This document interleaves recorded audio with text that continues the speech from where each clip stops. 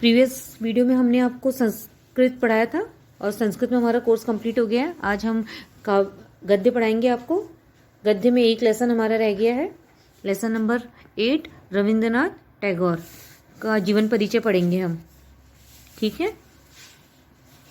इनकी जीवन अवधि है सन 1861 से लेकर 1941 ईस्वी तक। जीवन परिचय।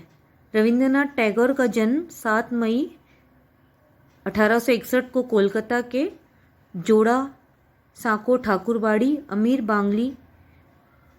बंगाली परिवार में हुआ था। उनके पिता देवेंद्रनाथ ठाकुर और माता शारदा देवी थी।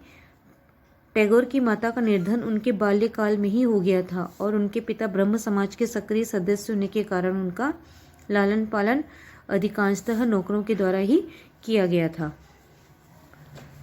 रविंद्रनाथ टैगोर का जन्म कहाँ हुआ था? बंगाली परिवार में हुआ था और उनके पिता देवेंद्रनाथ ठाकुर और माता शारदा देवी, और माता शारदा देवी का निधन रविंद्रनाथ के बचपन में ही हो गया था। और उनके पिता समाज के सक्रिय सदस्य होने के कारण वह अपना समय अपने बच्चे को नहीं दे पाते थे, तो इसलिए अधिकांशतः उनका लालन पालन किसके देखरेख में हुआ? नौकरों के द्वारा किया गया था।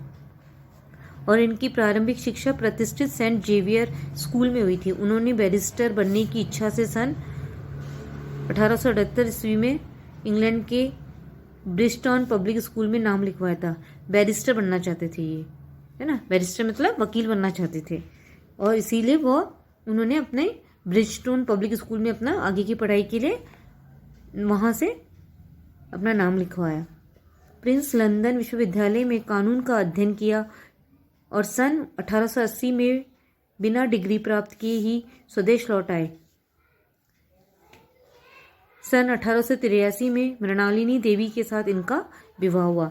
लेकिन जब इन्होंने ये बाहर डिग्री हासिल करने गए थे, लेकिन बिना डिग्री प्राप्त किए ही 1880 में वहाँ से स्वदेश अपने देश लौट आए और 1883 में मृणाली के साथ इनका विवाह संपन्न हुआ। साहित्यिक परिचय। टैगोर परिवार बंगाल पुनः जागरण के समय अग्रणी था। उन्होंने साहित्यिक पत्रिकाओं का प्रकाशन किया। बंगाली और पश्चिमी शास्त्रीय संगीत एवं रंगमंच और पटकथाएं यहाँ नियमित रूप से प्रदर्शित होती थी। इनका जन्म पहले बताया था कि बंगाली परिवार में हुआ था, तो इसीलिए बंगाली और पश्चिमी शास्त्रीय संगीत और रंगमंच से जुड़े थे। 11 वर्ष की आयु में ही उनके उपनयन वाला जीवन संस्कार के बाद टैगोर और उनके पिता कई महीनों के लिए भारत दौरा करने के लिए निकल पड़े। सन 1873 में कोलकाता छोड़कर अपने पिता के साथ शांति निकेतन समाप्ति और अमृतसर से डलहौजी के हिमालयी पर्वतीय स्थल तक निकल गए। सन 1873 में अपने 1 महीने के प्रवास के दौरान वह सुप्रभाव गुरुवाणी और नानकवाणी से बहुत प्रभावित हुए थे, जिन्हें स्वर्ण मंदिर में गाया जाता था, जिनके लिए दोनों पिता और पुत्र नियमित रूप से आगंतुक थे। उन्होंने इसके बारे में अपनी पुस्तक मेरी यादों में उल्लेख किया था, जो सन 1912 में प्रकाशित हुआ था।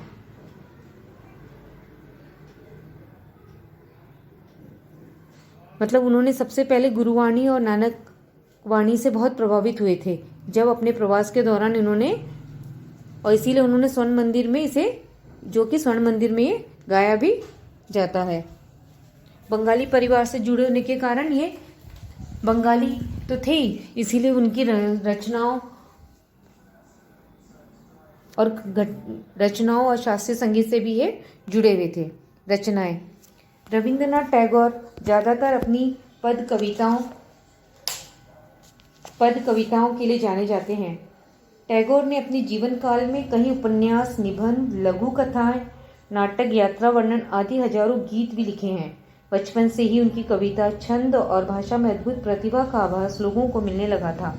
उन्होंने पहली कविता 8 साल की उम्र में लिखी थी और 1877 में केवल 16 वर्ष की उम्र में ही उनकी लघु कथा प्रकाशित हुई। मतलब बाल्यकाल से ही उन्होंने लिखना आरंभ कर दिया था और उनकी पहली कविता भी जब 8 वर्ष की आयु के थे तब छपी थी, सबसे पहली उनकी कविता। उसके बाद वो लगातार उनके लेख प्रकाशित होते रहे।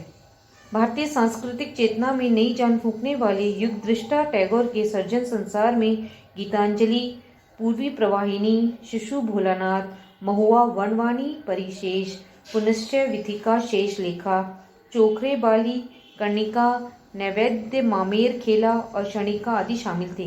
देश और विदेश में सारे साहित्य, दर्शन, संस्कृति आदि उन्होंने आहरण करके समेट लिए थे। अपनी रचनाओं व कर्म के द्वारा उन्होंने सनातन धर्म को भी आगे बढ़ाया।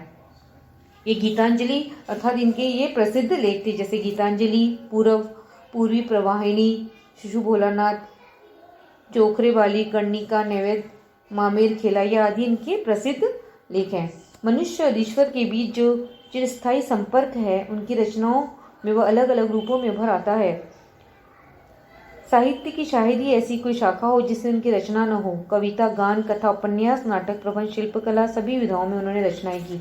मतलब उनकी सभी विधाओं में उन्होंने की। जहाँ उन्होंने कविता लिखी है तो उपन्यास भी लिखा है, नाटक भी लिखा है और कथा भी लिखी है। उनकी प्रकाशित कृतियों में गीतांजलि, गीताली, गीतमाल्य, कथाओं, कहानी, शिशु भोलानाथ, कर्णिका, क्षणिका, खेया आदि प्रमुख हैं।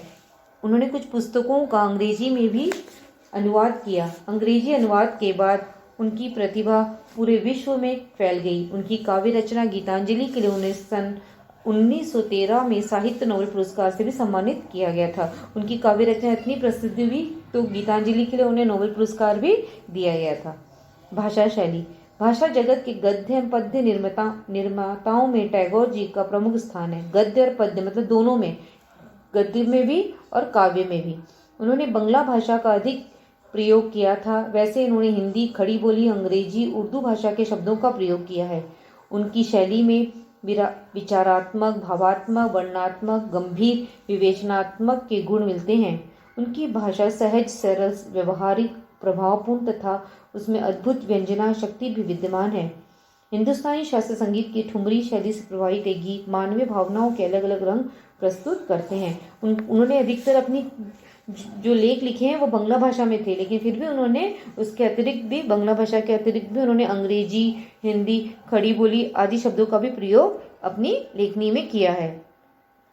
प्रकृति के प्रति गहरा लगाव होने वाले ये प्रकृति प्रेमी ऐसा एकमात्र व्यक्ति था जिन्होंने 2 देशों के लिए राष्ट्रगान भी लिखा। ये तो सभी को पता है। यह प्रकृति एवं राष्ट्र प्रेमी 7 अगस्त सन 1941 को अमर हो गया। प्रस्तुत लेख तोता टैगोर की लघु कथाओं से लिया गया है। तोता एक समझदार पक्षी है, उसकी कहानी को दर्शाया गया है। ये जीवनी इसकी कंप्लीट हो गई है और रविंद्रनाथ टैगोर द्वारा लिखी गई उनकी तोता लघु कथा है, जिसे ये आप भी अपने आप से पढ़ सकते हैं। ये बहुत अच्छी कहानी है और तोते के बारे में इसमें बताया गया है। तो जीवनी हमारी कंप्लीट हो गई है। जीवनी हमने जैसे बताया था हेडिंग वाइज आप लोगों को लिखना है, जैसे इसमें हेडिंग दिया ही है, जीवन परिचय, साहित्य परिचय, रचनाएं और भाषा शैली। ठीक है।